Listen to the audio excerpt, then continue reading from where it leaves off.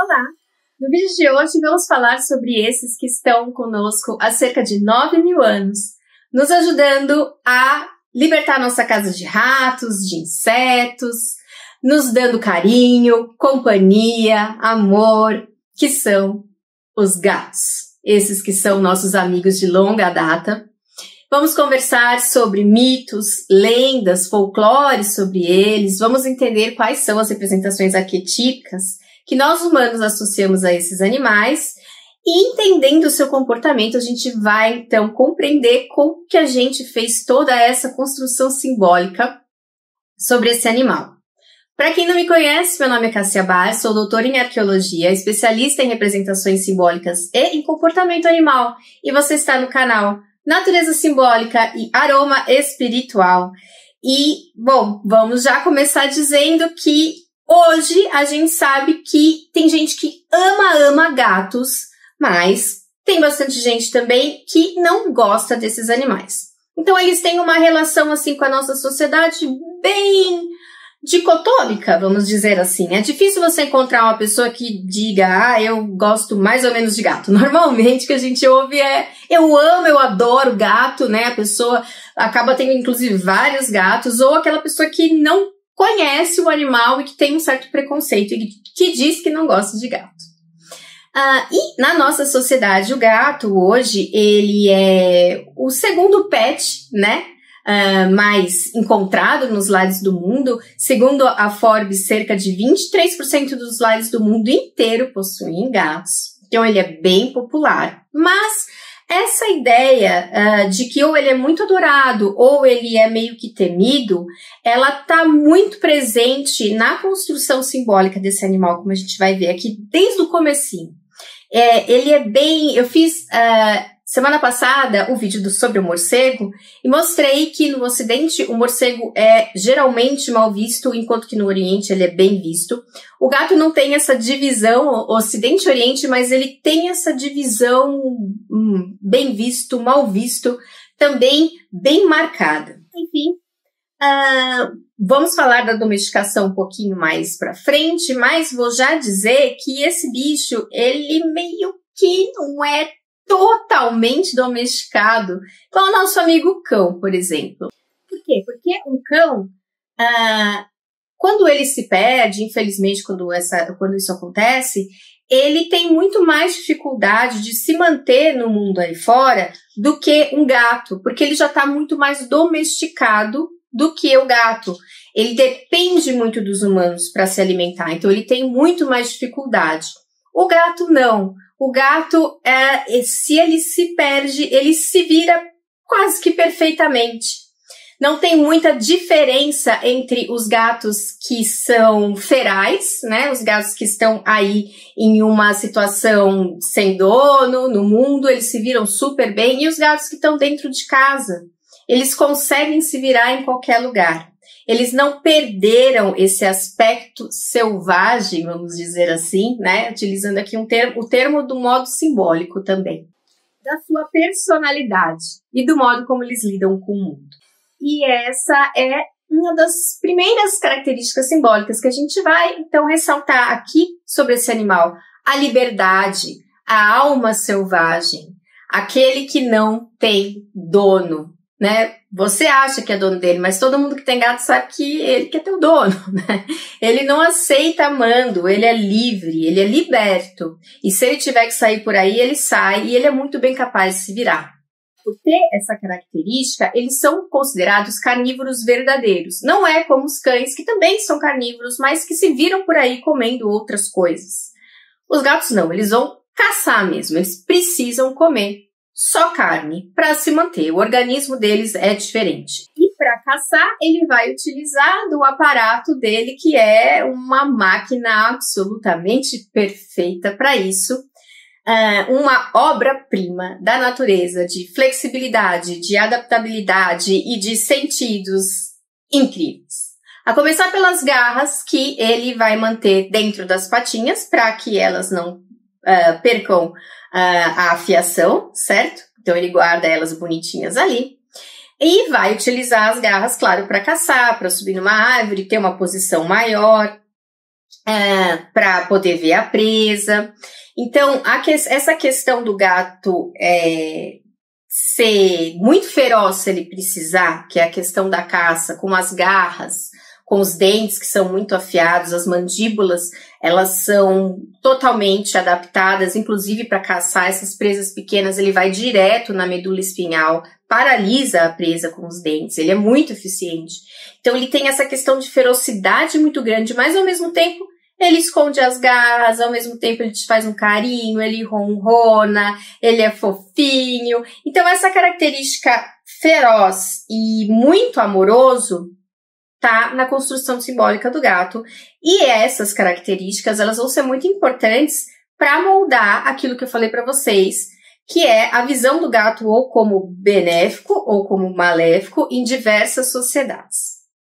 Eu falei que ele é um excelente caçador e que ele costuma subir em árvores, inclusive para ter uma visão melhor das presas, do ambiente, para conhecer melhor onde ele está, para se defender também, porque gato é um bicho metódico. Quem tem gato sabe que quando ele acha um lugarzinho que é preferencialmente lá em cima e preferencialmente escondidinho, se você mexer nesse lugar, ele vai ficar muito irritado, né? Ele gosta de ter, assim, um domínio sobre o ambiente. E é um domínio, geralmente, vertical. Então, quando a gente fala de gato, a gente está falando de verticalidade. A gente está falando do eixo do acima e do abaixo. E o eixo do acima e do abaixo, simbolicamente para nós humanos, em muitas culturas, vem nos falar sobre o que está acima sendo como um mundo astral, superior, de divindades consideradas benéficas, e um mundo inferior, que pode não ser tão benéfico assim, dependendo da sociedade, da cultura que nós estamos falando. Então, novamente, a gente vai ter essa questão de pares de opostos aí. Vamos ter o gato, então, muito ligado ao elemento ar, porque ele vai estar sempre subindo em alguma árvore, ele vai estar sempre usando esse elemento ar, saltando, né, sobre a presa e fazendo como se fosse um uso desse espaço aéreo para suas atividades. Então o elemento ar vai ser uma coisa importante para os gatos, assim como, claro, o elemento terra, né? É um mamífero de 4 patas, sempre vai estar ligado ao elemento terra de qualquer forma. A maioria deles não curte muito água, então o elemento água não vai entrar aí, pelo menos literalmente falando, a não ser que a gente vai considerar essa parte muito doce, muito amorosa, muito sentimental. Aí sim a gente pode falar do elemento água. E claro, o elemento fogo vai estar super presente, porque felinos são bichos do elemento fogo, né? Eles são máquinas, como eu estava dizendo, máquinas, assim, extremamente poderosíssimas, né? Mesmo o nosso gatinho, ele é sim um leãozinho em miniatura. Além das garras, dos dentes que a gente falou, a visão é excelente, né? Uma visão muito melhor que a nossa à noite. De dia nem tanto, mas à noite ela realmente supera a visão humana em muito. Ela também tem uma amplitude maior do que a nossa. O fato deles andarem muito bem à noite e de terem aquela membrana nos olhos que se chama tapetum lucidum, que é aquela que quando a gente tira a foto, o olho do gato faz assim, acende. E são questões também que vão ligar o gato às questões simbólicas associadas à noite, ao inconsciente, ao medo, aos perigos, que são questões simbólicas que nós humanos associamos à noite de modo geral, ao desconhecido, ao misterioso, àquele que caminha e enxerga coisas que nós não enxergamos, né? E que também ouve coisas que nós não ouvimos. Os gatos têm uma audição excelente. A gente pode dizer que eles ouvem 2/8 acima do que a gente consegue ouvir. Então, seria cerca de 20 Hz a mais. A audição deles é melhor do que a dos cães, inclusive, supera a dos cães. E eles conseguem mexer as orelhinhas, né, como muitos animais conseguem, independentemente. Então, eles têm uma precisão de som muito boa da onde está a presa que eles precisam. Eles não enxergam muito bem de pertinho, então eles usam cerca de 20 centímetros, é uma visão ruim do gato, né? Eles têm uma visão mais ampla, mais longínqua, assim, melhor que a nossa, mas de perto não. Então eles usam a audição muito para isso e usam também as vibriças, que são os famosos bigodinhos, para compensar essa visão deles que é ruim de perto. Então, a vibriça, né, que ele tem aqui nos olhinhos, aqui no rostinho, no focinho, ela vai batendo e vai dando para ele uma noção do que está perto ou não. Inclusive, se a presa que ele pegou está viva ou não, ele tem uma sensibilidade muito grande nessas vibriças. Já o olfato é, sim, muito melhor que o nosso, só que o dos cães, aí sim, é melhor, né? Porque os cães realmente são os mestres do olfato, mas os gatos são os mestres da visão e da audição. E como eu falei, flexibilidade, agilidade, adaptabilidade são características desse animal. Quanto à rapidez, ele pode dar um salto de onde ele está de mais ou menos 9 vezes o seu tamanho, né? Para chegar onde ele quer chegar. Por ter, assim, tanta habilidade de saltar, utilizar o elemento ar de diversas formas, bailar no ar e também de se enfiar na terra, entre aspas, né, ou em buracos pequenos ou em caixas pequenas, porque as clavículas aqui deles e os membros anteriores são diferentes dos nossos, eles são ligados por músculos flutuantes. Então, eles conseguem se apertar para entrar em locais que você fala, como? Não é possível que esse bicho entrou aí. Inclusive, dá até problema, né? Porque gato acha que pode tudo. Então, por serem assim tão flexíveis, né? Ou para se jogar no ar, ou para se enfiar num buraco, porque eles são flexíveis demais, o corpo, eles fazem o que eles querem com o corpo deles.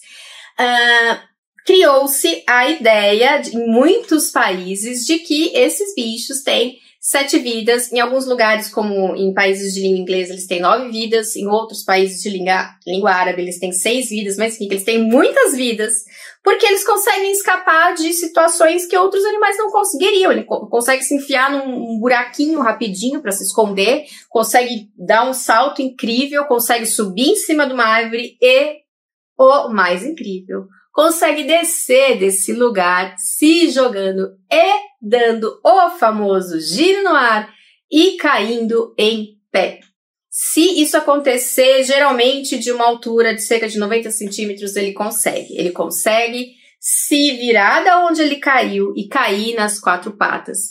Então, a gente não vai ver ele caindo de cabeça, né? Esse bicho, ele consegue fazer uma coisa com o corpo dele, com a coluna vertebral dele ali, que é um giro, que está sendo estudado, ao que se sabe, pelo menos desde o século XVIII, e a verdade é que até hoje os cientistas não compreendem por completo como ele faz isso. Os físicos não entendem como ele faz isso.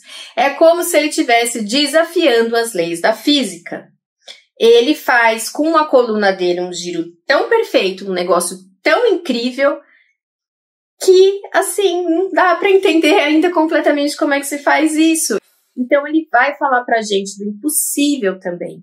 Ele vai falar pra gente de habilidades que estão muito além da nossa compreensão. E essas habilidades são, assim, de um grau de sofisticação e inteligência e capacidade que a gente ainda está muito longe de entender. Por serem animais muito inteligentes, são animais muito comunicativos. Os gatos são animais sociais. Eles caçam sozinhos, mas eles são animais sociais. Mais uma vez, um par de opostos aí do nosso amigo, né? E essa comunicação dos gatos, entre os gatos e entre gatos e humanos, é muito sofisticada. Eles têm uma linguagem própria para isso. Tanto que eles criaram uma linguagem praticamente para falar com a gente, que é o miado. Porque gato para gato ou gato sozinho raramente mia. Ele mia para falar com a gente, ou seja, o bicho é tão inteligente que ele se utilizou do miado, que claro, ele já tinha, né? Mas era raramente usado entre eles, porque ele percebeu que desse jeito ele chamava mais a nossa atenção. Então ele tá realmente falando, ô mano, oi, tudo bem? Tô aqui, quero isso, quero aquilo. Quem tem gato sabe já que tipo de miado é o quê, né? Mas entre eles, a comunicação vai ser mais... Tem outras vocalizações, né? Tem, por exemplo, o ronronado e outros tipos de vocalização, gritos e etc, né? Briga de gato, né? Quem já viu, já sabe que o negócio é meio assustador. Mas entre eles vai ter muita comunicação olfativa, por feromônio, marcação de território, visual, né, que eles arranham também para mostrar que aquele território é deles. Então, diferentes tipos de comunicação. Diferente do miado, o ronronado é sim visto tanto na comunicação com humanos como na comunicação entre gatos. O ronronado ocorre, por exemplo, dos filhotinhos para a mãe, da mãe para os filhotinhos, e também deles pra gente. Geralmente eles estão expressando que estão felizes, né, que estão satisfeitos, né, aquele barulhinho que ele faz na barriguinha, mas também pode ser uma expressão de dor, de aflição. Então precisa ficar ligado.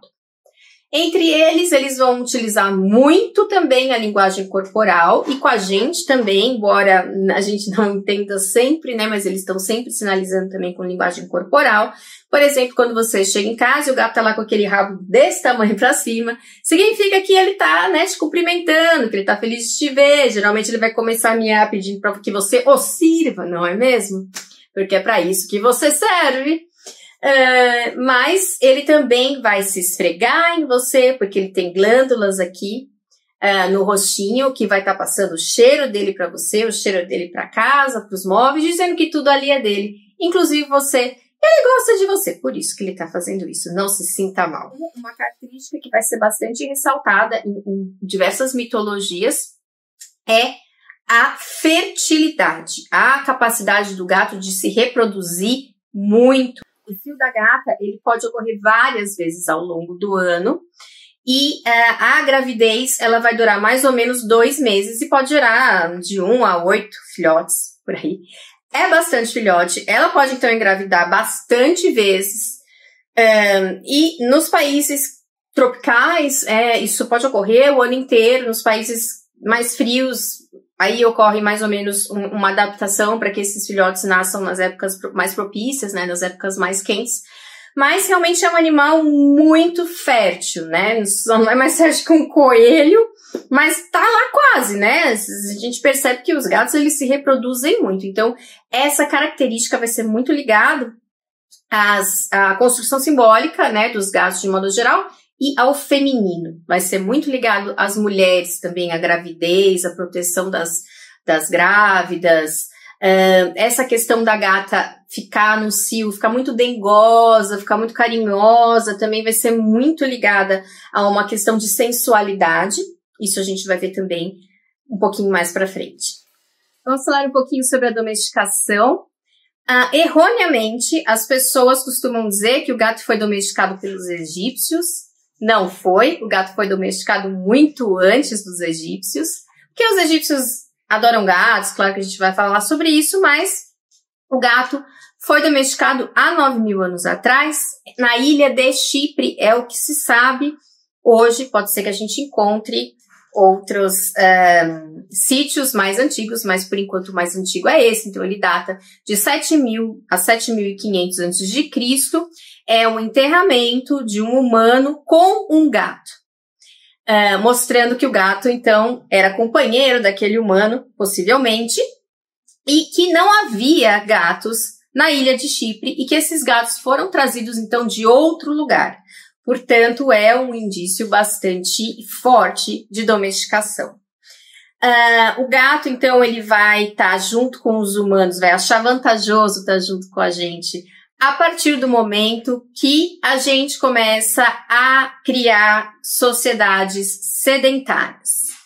O que é isso? Antes, nós, Homo sapiens, costumávamos andar por aí caçando, certo? Nós éramos nômades, nós vivíamos em sociedades nômades. Foi aí que os cães que andavam em bando e que viram a gente caçando, falaram, legal, vamos unir forças, porque esses caras, eles caçam e depois eles vão jogando essas partes aqui que eles não querem, a gente pode pegar isso aqui, a gente pode fazer uma amizade. Então os cães viram vantagem em estar com a gente muito antes, há mais ou menos 20.000 anos atrás. Já os gatos não precisavam da gente até então, não viam vantagem nenhuma em caçar com a gente, caçavam muito bem sozinhos, eles caçam sozinhos e não caçam em grupo, então não fazia muito sentido. Mas na hora que a gente começou a se assentar e a plantar, a gente começou a plantar em certa época do ano e guardar o nosso excesso de plantação para a gente ter o que comer no resto do ano.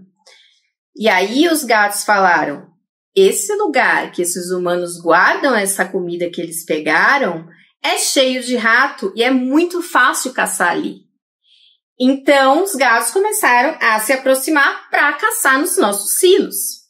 E os humanos acharam mais do que ótimo, porque eles estão pegando os ratos que atrapalham a nossa plantação, estão comendo o que a gente pegou. Então, os gatos que eram mais dóceis começaram a se aproximar dos humanos, os humanos começaram a gostar muito, porque esse bicho é muito útil, e ali a nossa amizade começou. Já no Egito, as evidências mais antigas que a gente tem de gatos domesticados junto com humanos data mais ou menos de 3.500 a.C., então já bem mais para frente, né, do que essa primeira evidência que eu falei para vocês de Chipre, que é bem mais antiga. Mas os gatos que domesticados que estavam sendo companhias de humanos lá no Egito, eles foram sendo selecionados ainda, né, por essa população e a partir do Egito eles foram amplamente distribuídos pelo Mediterrâneo. Então, apesar da domesticação ter começado muito antes, no Egito, vamos dizer assim, que ela se aprimorou, né? Esses animais, eles foram sendo geneticamente ainda mais escolhidos, ficando cada vez mais dóceis, cada vez mais tranquilos.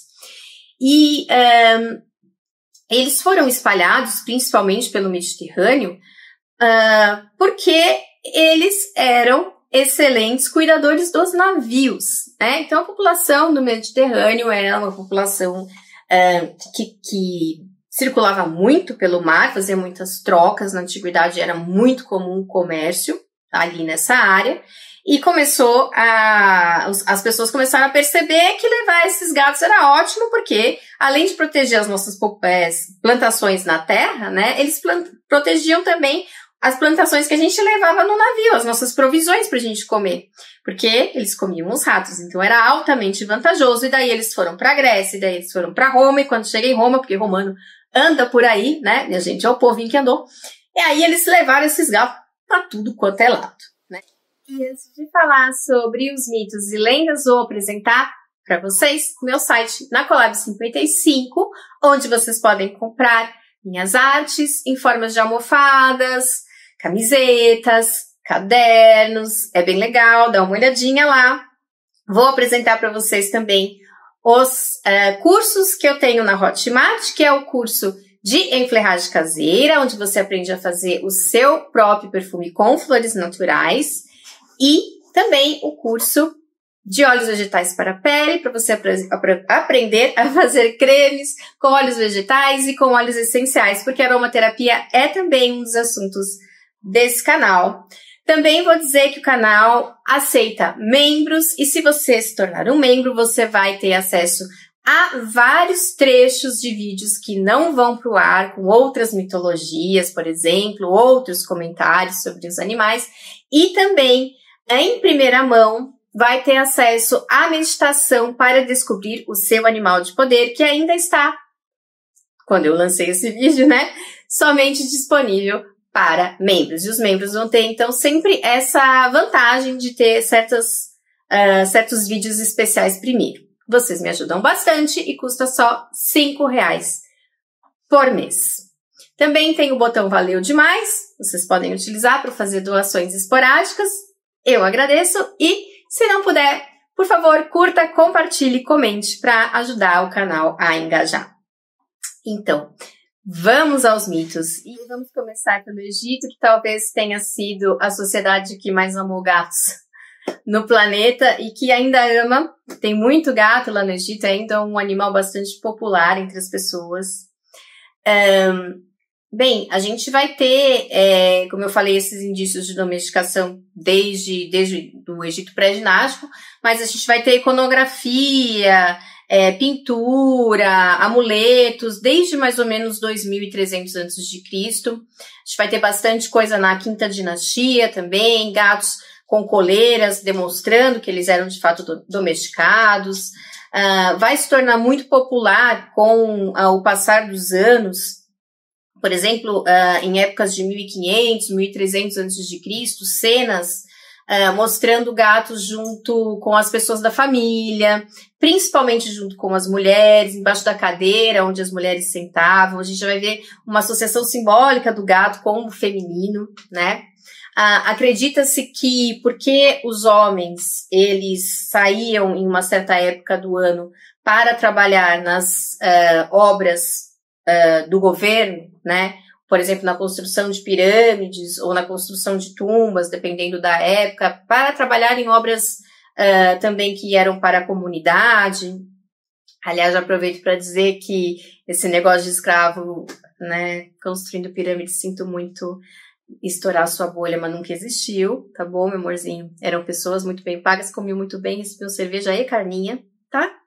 E quando esses homens saíam para fazer isso, porque era o jeito deles pagarem o imposto deles, eles tinham que fazer essas obras para o governo, as mulheres acabavam ficando em casa, e para se proteger em casa de ratos, de serpentes, elas tinham os gatos. Então os gatos eram muito associados às mulheres, desde o início. Os gatos, eles foram muito associados no Egito, por esses motivos, às populações, à grande massa. E não ao faraó, não aos grandes guerreiros e generais, não que eles não gostassem ou não tivessem gatos, eles tinham também, isso está demonstrado em vários registros, mas, por exemplo, a gente pode dizer que os animais de um faraó ou da família real, eles costumavam ser maiores e mais imponentes como leões, por exemplo, né? Eles tinham esses bichinhos de estimação. Já as pessoas que realmente precisavam dos gatos para cuidar da casa, para ajudar a não entrar bicho, né? E para ter essa companhia, os gatos eram mais populares, certo? E no Egito, eles realmente foram muito populares, eles estão em muitas representações de tumbas, né? Que contam como é que é a vida da pessoa e como ele quer que essa vida seja depois da morte. Estão caçando junto com as pessoas, em cenas que elas estão nos barcos se divertindo, estão nessas cenas domésticas. Quando o historiador grego Heródoto foi ao Egito, ele observou que os egípcios gostavam muito de animais, né? Não só de gatos. Os egípcios, eles tinham uma união com esses animais simbólica que era muito bonita. Eles tinham um grande respeito pela natureza e os próprios deuses deles tinham partes de animais, que para um grego era um negócio bem esquisito, né? Porque os gregos só tinham deuses em formas humanas. Então já começava por aí a estranheza do Heródoto. E sobre os gatos, ele escreveu bastante sobre o templo de Bubastis, que é um dos templos da deusa Basti mais famosos, um templo que, a partir da 12ª dinastia, ficou muito popular, recebeu muitas e muitas múmias de gatos como oferendas votivas, e também, como Heródoto escreveu, recebia os animais que faleciam, né, nas famílias. Então, se a família tinha meios para fazer a múmia do seu gatinho que faleceu, ela fazia essa múmia e levava lá no templo. E o Heródoto escreveu que as pessoas, elas faziam ritos de luto, né, pelo gato, assim como elas faziam pelas pessoas, o que para ele também era bastante curioso, né. Geralmente, as pessoas, elas chamavam o gato delas de, pasmem, miau, que é um nome egípcio para gato, parece mais ou menos miau mesmo. Elas costumavam chamar o gato delas de miau. Então elas levavam lá o miau.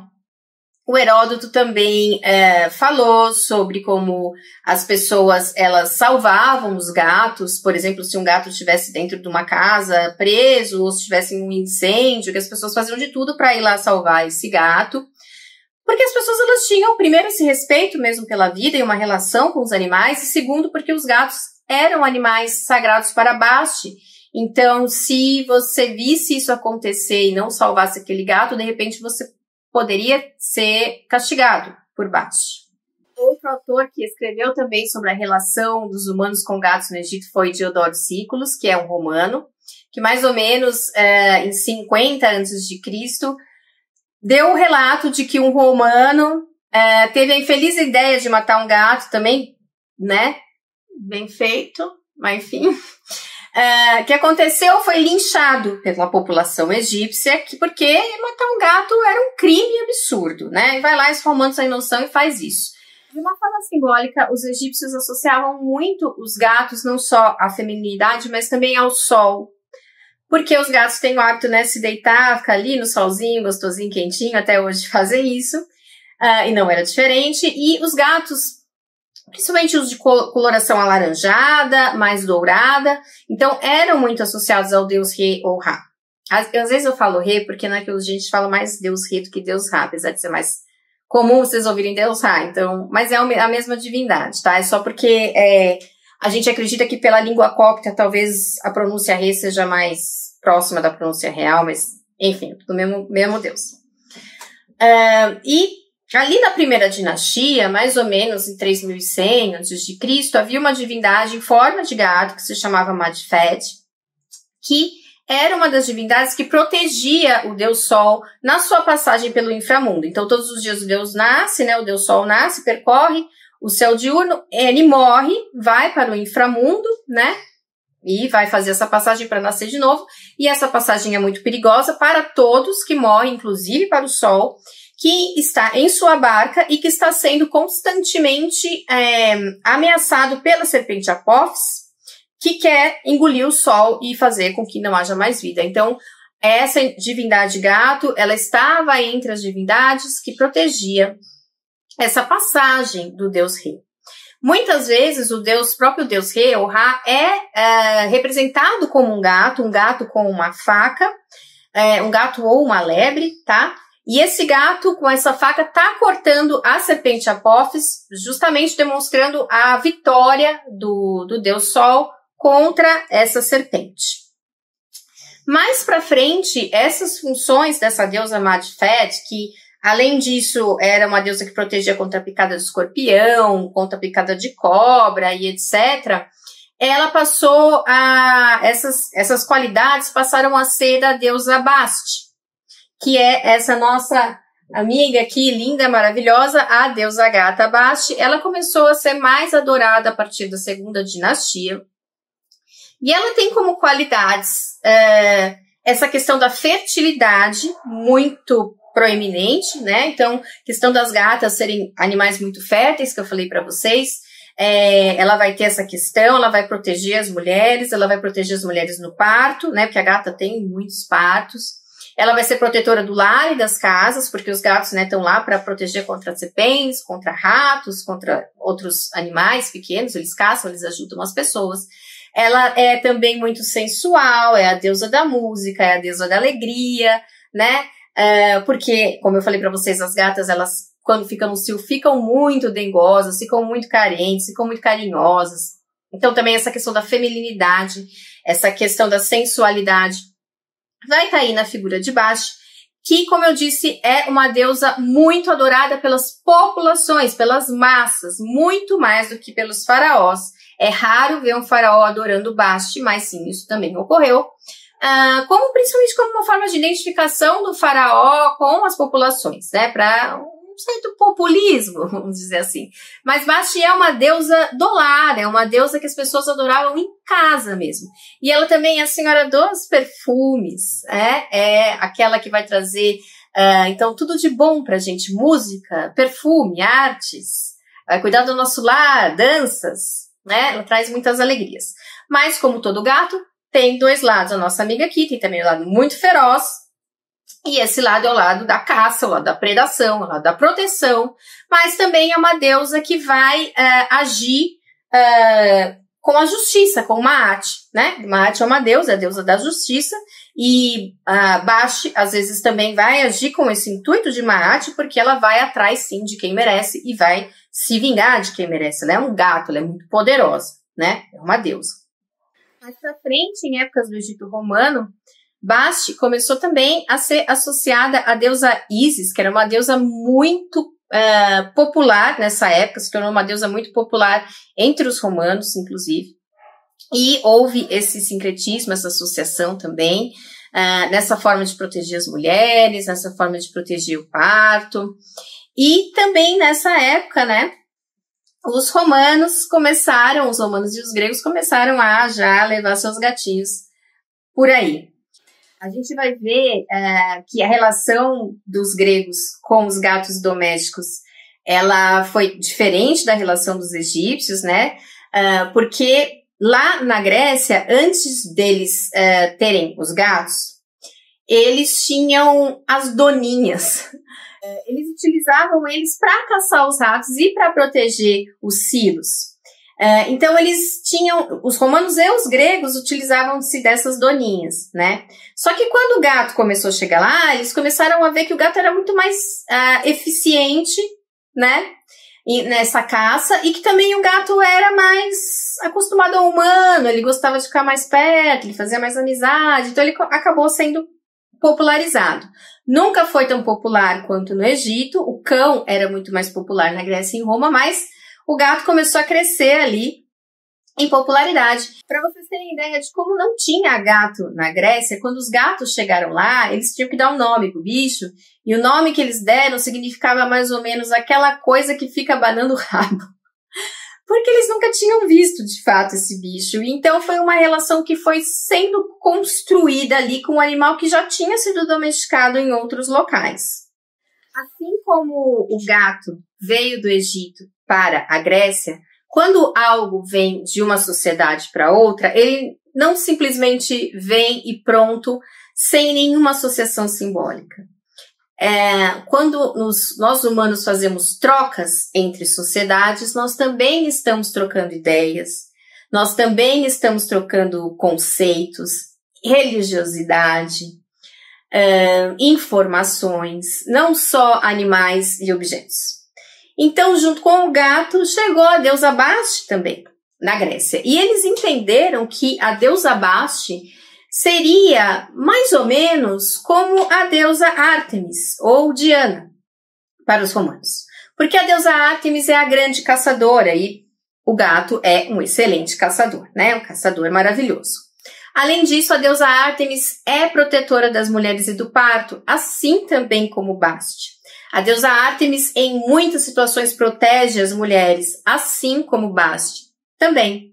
Então, eles fizeram essa associação e começaram a aparecer, a partir daí, certos mitos. Por exemplo, que diziam que Ártemis é que tinha criado o gato, né? Seu irmão Apolo, deus Sol, teria criado o leão, aí ela foi lá e criou o gato. Na Metamorfose de Ovídio, a gente vai ver que em certas situações Ártemis se transforma também em gato. E de uma maneira interessante, mais pra frente, porque assim como os ritos de Ísis, eles permaneceram muito fortes durante as épocas romanas e gregas, e Ísis também era, de certa forma, associada a Basti, o culto a Ártemis, a Diana, ele foi um dos últimos a desaparecerem com o advento do cristianismo. Ele foi um culto muito duradouro. E essa associação da deusa Ártemis, em épocas medievais, como ele durou muito mais do que deveria, vamos dizer assim, ele foi muito associado às bruxas, e as bruxas foram muito associadas aos gatos, como a gente vai ver, mas isso daqui a pouquinho a gente vê. Outra deusa grega que passou também a ser associada aos gatos é a deusa Hécate, que é a deusa da magia, da feitiçaria, que utilizava gatos para conjurar espíritos dos mortos.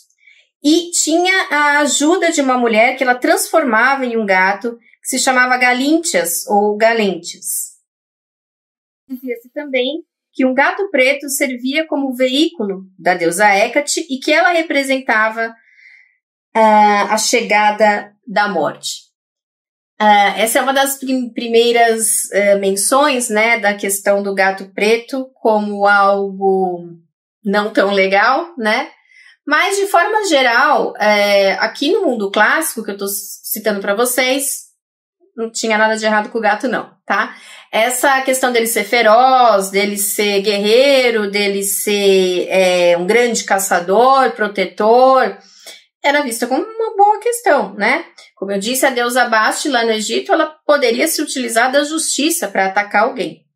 mas não tinha nada de maléfico nisso. Eles não viam as coisas dessa forma, assim como os gregos também não viam as coisas dessa forma. Durante o Império Romano, os gatos foram introduzidos na Córcega e na Sardenha antes do primeiro milênio. Eles já se espalharam rapidamente pelo mesmo motivo que nos outros locais, né, para proteger as pessoas contra os ratos e porque também eram animais de companhia muito interessantes.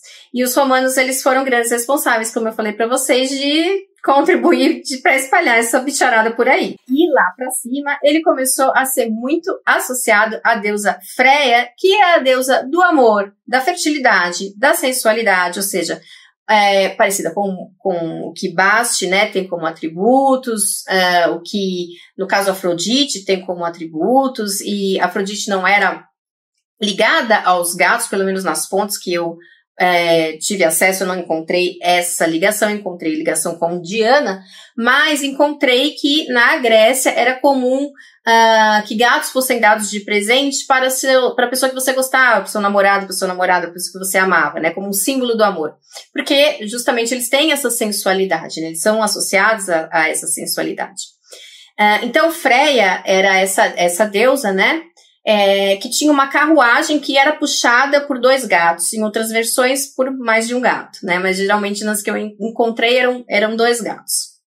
E Freia também é a líder das valquírias, que são aquelas entidades que vão buscar os guerreiros que morrem em batalhas. Então ela também está ligada à morte, também está ligado à destruição, assim como o gato tem esses 2 lados, né? O lado feroz, o lado da morte, da predação, e o lado do carinho, o lado do amor.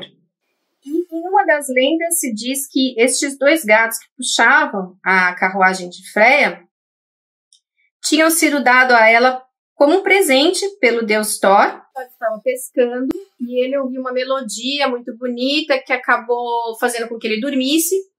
Aí ele acordou de repente, né, porque a varinha mexeu, e ele foi atrás de quem estava cantando e ele encontrou um gato mágico.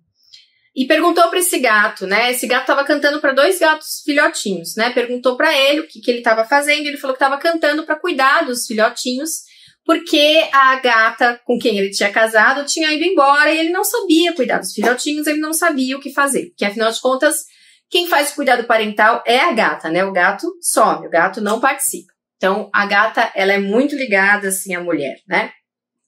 E aí o Thor falou, você não quer que eu leve esses filhotinhos então para Freia cuidar? Aí ele concordou e foi assim que Freia ganhou os seus 2 gatos que puxam sua carruagem.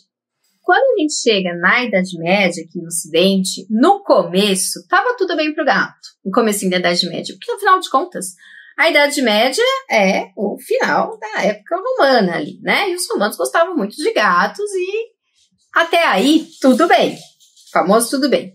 As pessoas continuavam gostando muito dos gatos, eles estavam lá na casinha deles fazendo o que eles tinham que fazer. A minha cachorra que tá rosnando não concorda, mas enfim, as pessoas continuaram gostando muito dos gatos. Existe até uma lenda cristã que diz que o gato foi criado na Arca de Noé. Até então não existiam gatos.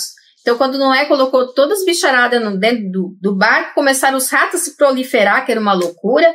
Começou os bichos a, né, fazer suas necessidades ali, não tinha para onde ir. Aí Noé falou, Deus, pelo amor de você, me ajuda. Aí Deus fez com que das costas do elefante saísse o porco deu jeito de comer esses dejetos, e que o leão espirrasse um gato. Então, você vê que os cristãos, eles achavam um gato legal. Mas, como eu falei em alguns outros vídeos de animais de coloração preta aqui, esta criatura, Papa Gregório IX, em um dia muito terrível de sua vida, escreveu a bula Vox em Rama, em 1233. O que aconteceu? Como eu expliquei em outro vídeo, nessa época, esse Papa estava muito preocupado com as crenças pagãs, queria aniquilar as crenças pagãs, era bruxa para tudo quanto é lado. E aí, uma pessoa que era cristã relatou a ele que observou um rito nas regiões que eram Alemanha, de pessoas que estavam fazendo um culto ao diabo, entre muitas aspas, né, um culto pagão, e nesse culto havia um gato preto, e as pessoas estavam lá com esse gato, e aí ele chegou para esse Papa dos Infernos e falou, olha, estava acontecendo isso aí. Aí o Papa escreveu nessa bula, e a partir deste dia, a vida do gato preto se tornou um verdadeiro inferno, e dos animais negros também. Porque a Igreja Católica, que já tinha essa vontade, a partir desse dia, então, autorizou, né, entre aspas, a matança desses animais, a perseguição desses animais, a tortura desses animais, porque ele passou a ser associado às bruxas. E não só às bruxas, ele passou a ser associado a tudo que não era cristão. Então, por exemplo, na perseguição dos cavaleiros templários, que eram cristãos, mas que eram contra a Igreja Católica, não vou entrar em detalhes aqui, mas enfim, tinham outros interesses. O que se fazia? Olha, esses aí, eles estavam associados com gato preto, bota na fogueira. Os cátaros, que eram cristãos, mas que não eram da Igreja Católica, o que está acontecendo com esse povo? Eles têm um monte de gato preto junto, é bruxo, vamos acabar com eles. Inventaram que cátaro vinha de cat, que era de gato, não tem nada a ver, cátaro vem de outra palavra, que significa os puros, enfim. Enfiaram gato preto como uma desculpa para tudo. Então, se uma mulher era vista ao lado do gato preto, ferrou para ela, já era motivo para falar que era bruxa, né? Não precisava muita coisa. Então, por exemplo, em 1424, uma mulher que dizia se transformar em gato foi queimada em Roma porque ela teria tentado assassinar uma criança que ela teria visitado na forma de um gato. A criança espantou o gato, machucou o gato com uma faca, e essa mulher foi encontrada com um ferimento similar na mesma parte do corpo, e aí dançou. E isso, assim, era muito comum, existem muitos relatos como esses, é uma coisa muito triste. Não eram só mulheres que eram queimadas nas fogueiras, mas elas foram muito, em grande maioria, eu diria, porque eram presas muito fáceis para uma época tão misógina, para uma época onde as mulheres não tinham nenhum poder, que era dominada por uma igreja e por um patriarcado que era onde, assim, não tinha vez para a mulher ocupar cargo nenhum que prestasse. Então era muito fácil, se você queria obter um terreno que era de uma mulher, uma propriedade que era de uma mulher, falar que ela tinha sido vista com um gato preto, com um morcego, com um bode preto, portanto era uma bruxa e era facinho de colocar ela na fogueira. Isso é muito triste, é uma época muito triste da nossa vida. E não só ocorreu na Idade Média, isso continuou, a Inquisição ela continuou ocorrendo, né? A gente sabe, no século XVI, no século XVII, até mesmo no século XVIII, tem situações como essa ainda ocorrendo, né? Mas em menor ou em maior quantidade. Coisas muito comuns que eram ditas é que o gato era o demônio e que a mulher tinha relações com o demônio em forma de gato, que a mulher se transformava em gato, que o gato era um familiar da mulher. Esse conceito de familiar ou familiar em inglês é como se fosse um espírito que ajudava essa mulher, como se fosse um animal de poder dessa mulher, na forma de gato, ou seja, bichinho da cor preta, bichinho que anda à noite, bichinho que é livre, que é selvagem, que nem domesticado direito é. Ele tá dando o quê? Qual a mensagem que ele dá? Que as pessoas podem ser livres, que as pessoas podem ter sua verdadeira identidade, sua alma selvagem, que elas podem se expressar, que elas podem obter o que elas quiserem, né? Porque é um bicho que vira, né, em pleno ar, que cai com as patas de pé, mesmo se você jogar ele. É um bicho meio mágico, é um bicho que no cio fica muito dengoso, que é muito ligado à sensualidade, que era muito ligado a deusas como Basti, como Freia, como Diana, que era uma deusa que a igreja detestava, porque era muito ainda popular, né, nas épocas medievais, como Hecate, que pior ainda. Então, assim, o gato representava muita coisa que a igreja não queria que acontecesse, principalmente o poder feminino. Tudo que a igreja podia cortar o poder, a igreja queria cortar o poder. A igreja queria carneirinho, branquinho, mansinho, que pode ser moldado, que vai pensar só o que ela quer. Ela não queria, nessa época, que pessoas pensassem por si mesmas, muito menos mulheres. Apesar de tudo isso, né, quando a igreja foi perdendo ali o seu reinado, o seu poderio no final da Idade Média, no começo ali do Renascimento, né, no final do século XIV, século XV, o gato começou a voltar aos poucos a ter também o amor das pessoas, e muito porque é um bicho que, além da gente gostar muito, ele é muito útil, né? Então, nas pestes negras, nos episódios de peste negra, as pessoas sentiram muita falta dos gatos, né? Então, matar um monte de gato preto, espantar gato das cidades, não era um negócio legal. A cidade se enchia de rato. E as pessoas começaram a perceber isso. Como eu disse, não foi assim, acabou a Idade Média e acabou a peste negra, então todo mundo percebeu que gato era legal. E não foi assim. Foi algo que começou e que foi se desenvolvendo, porque, como eu disse até hoje, a gente tem muito preconceito com gato preto, muitas pessoas com gato em geral. E a gente tem as famosas inquisições ali do século XVII, por exemplo, terríveis. Então, isso ainda estava ocorrendo. O gato ainda era muito mal visto, mas isso começou em paralelo também a acontecer, essa dicotomia, esses pares de opostos. E uma coisa muito interessante que começou a acontecer a partir do Renascimento foi que começaram a surgir na arte renascentista imagens da Virgem Maria associada a gatos. Muito porque o gato é associado a Baste, a Diana, né, a Freia, então ele é um símbolo também da divindade feminina, e isso começou a aparecer. E começou a aparecer muito, não começou a aparecer pouco. Começou a aparecer em igrejas, começou a aparecer em diversas obras de arte de artistas muito famosos, cenas na Anunciação, cenas da Virgem Maria amamentando o bebê Jesus, com um gato junto, que já mostra pra gente que a coisa estava começando a ficar boa pro gato, pelo menos por um lado, né? E a coisa vai crescendo, né? Graças a Deus, o gato vai crescendo em popularidade também aqui no Ocidente. Quando chega no século XIX, a gente já vai ter muitas imagens de gatos de uma forma muito positiva, a gente vai ter o desenvolvimento das raças de gatos, os clubes de gatos, né? Aquela coisa do gato ser ligado à nobreza, do gato ser ligado à burguesia, do gato ser um símbolo de status. As pessoas começam a gostar muito do gato, começam a espalhar uma visão muito mais positiva do gato. E aí a gente vai ver então, essa mudança acontecendo de uma forma mais enfática. Minha cachorra tá rosnando ainda, não sei se vocês estão ouvindo, acho que ela não tá gostando desse vídeo.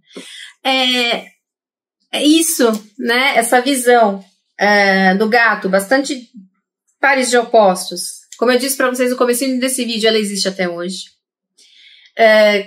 Ainda bem que hoje ele é muito bem visto, mas também tem toda essa questão muito preocupante de pessoas que não entendem esse animal e que têm esse preconceito, principalmente com os gatinhos pretos.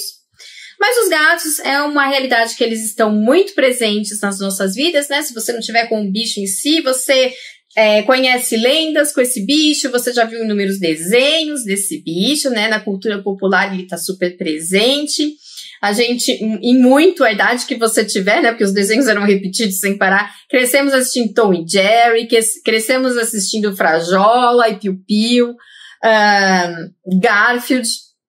O Tom e Jerry, e o Tom, né, e o Frajola estão fazendo o que o gato faz, né, estão tentando lá pegar a sua presa.